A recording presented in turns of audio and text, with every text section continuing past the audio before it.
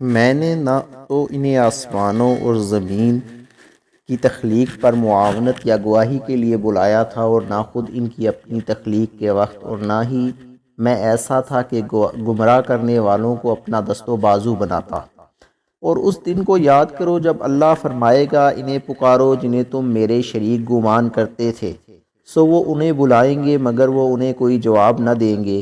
اور ہم ان کے درمیان ایک وادی جہنم کو ہلاکت کی جگہ بنا دیں گے۔ اور مجرم لوگ آتش دوزخ کو دیکھیں گے تو جان لیں گے کہ وہ یقیناً اسی میں گرنے والے ہیں، اور وہ اس سے گریز کی کوئی جگہ نہ پا سکیں گے۔ اور بے شک ہم نے اس قرآن میں لوگوں کے لیے ہر طرح کی مثال کو انداز بدل بدل کر بار بار بیان کیا ہے، اور انسان جھگڑنے میں ہر چیز سے بڑھ کر ہے۔ اور لوگوں کو جب کہ ان کے پاس ہدایت آ چکی تھی، کسی نے اس بات سے منع نہیں کیا تھا کہ وہ ایمان لائیں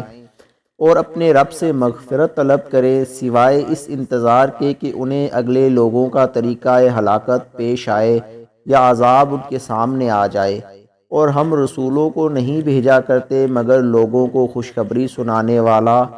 والے اور ڈر سنانے والے بنا کر، اور کافر لوگ ان رسولوں سے بیہودہ باتوں کے سہارے جھگڑا کرتے ہیں تاکہ اس باطل کے ذریعے حق کو زائل کر دیں، اور وہ میری آیتوں کو اور اس عذاب کو جس سے وہ ڈرائے جاتے ہیں ہنسی مذاق بنا لیتے ہیں۔ اور اس شخص سے بڑھ کر ظالم کون ہوگا جسے اس کے رب کی نشانیاں یاد دلائی گئی تو اس نے ان سے روح گردانی کی، اور ان بدعمالیوں کو بھول گیا جو اس کے ہاتھ آگے بھیج چکے تھے۔ بے شک ہم نے ان کے دلوں پر پردے ڈال دیے ہیں کہ وہ اس حق کو سمجھ نہ سکے، اور ان کے کانوں میں بوجھ پیدا کر دیا ہے کہ وہ اس حق کو سن نہ سکے، اور اگر آپ انہیں ہدایت کی طرف بلائیں تو وہ کبھی بھی قطعاً ہدایت نہیں پائیں گے، اور آپ کا رب بڑا بخشنے والا صاحب رحمت ہے۔ اگر وہ ان کے کیے پر ان کا مواخذہ فرماتا تو ان پر یقیناً جلد عذاب بھیجتا، بلکہ ان کے لیے تو وقت وعدہ مقرر ہے، اور جب وہ وقت آئے گا تو اس کے سوا ہرگز کوئی جائے پناہ نہ پائیں گے۔ اور یہ بستیاں ہیں ہم نے جن کے رہنے والوں کو ہلاک کر ڈالا جب انہوں نے ظلم کیا، اور ہم نے ان کی ہلاکت کے لیے ایک وقت مقرر کر رکھا تھا۔ اور وہ واقعہ بھی یاد کیجئے جب موسیٰ علیہ السلام نے اپنے جوان سالہ ساتھی اور خادم یوشع بن نون علیہ السلام سے کہا کہ میں پیچھے نہیں ہٹ سکتا یہاں تک کہ میں دو دریاؤں کے سنگم کی جگہ تک پہنچ جاؤں یا مدتوں چلتا رہوں۔ سو جب وہ دونوں دو دریاؤں کے درمیان سنگم پر پہنچے تو وہ دونوں اپنی مچھلی وہیں بھول گئے، پس وہ تلی ہوئی مچھلی زندہ ہو کر دریا میں سرنگ کی طرح اپنا راستہ بناتے ہوئے نکل گئی۔ پھر جب وہ دونوں آگے بڑھ گئے تو موسیٰ علیہ السلام نے اپنے خادم سے کہا، ہمارا کھانا ہمارے پاس لاؤ، بے شک ہم نے اپنے اس سفر میں بڑی مشقت کا سامنا کیا ہے۔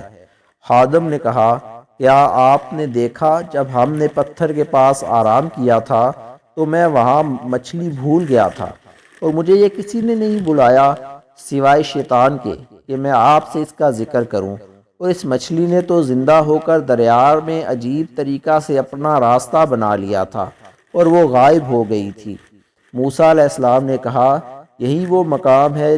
ہم جسے تلاش کر رہے تھے۔ پس دونوں اپنے قدموں کے نشانات پر وہیں راستہ تلاش کرتے ہوئے اسی مقام پر واپس پلٹ آئے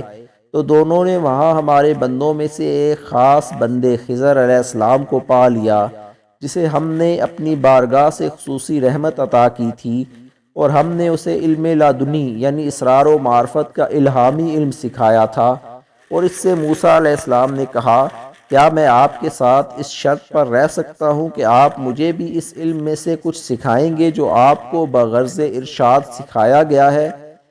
اس یعنی خضر علیہ السلام نے کہا، بے شک آپ میرے ساتھ رہ کر ہرگز صبر نہ کر سکیں گے، اور آپ اس بات پر کیسے صبر کر سکتے ہیں جسے آپ پورے طور پر اپنے احاطہ علم میں نہیں لائے ہوئے ہوں گے؟ موسیٰ علیہ السلام نے کہا، آپ انشاءاللہ مجھے ضرور صابر پائیں گے اور میں آپ کی کسی بات کی خلاف ورزی نہیں کروں گا۔ خضر علیہ السلام نے کہا، پس اگر آپ میرے ساتھ رہیں تو مجھ سے کسی چیز کی بابت سوال نہ کریں یہاں تک کہ میں خود آپ سے اس کا ذکر نہ کروں۔